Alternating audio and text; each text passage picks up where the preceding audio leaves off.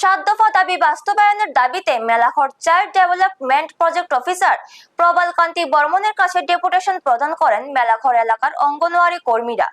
ডেপুটেশনে কর্মীরা smartphone recharge বাবদ মাসিক ৩০০ টাকা ভাতা অথবা ১ বছরের মোবাইল রিচার্জের ব্যবস্থা, প্রতি মাসে ফিডিং বিল প্রদান, বর্তমান বাজার দরের সঙ্গে সামঞ্জস্য রেখে ফিডিং রেট বৃদ্ধি, কন্টিনজেন্সি বিল ও পোশাকের টাকা প্রদান, সরকারি কর্মচারীদের মতো মহার্ঘ ভাতা চালু এবং প্রতিটি অঙ্গনওয়াড়ি কেন্দ্রের জন্য ১০,০০০ টাকা করে ফান্ড বরাদ্দের দাবি জানান।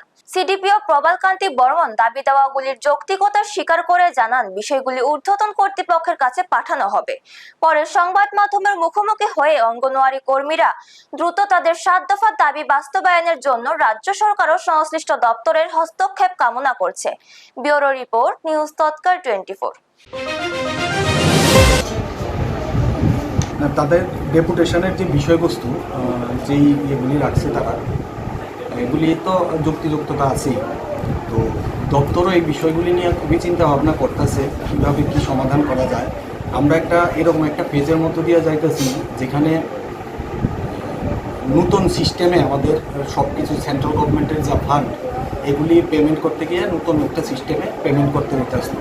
যার লিগে অমনের দিদিমণিরা তাদের যে অনারেরিয়াম ওইটাও মাঝখানে রেগুলার হয়েছিল, এটা আমরা সেটেল করছি।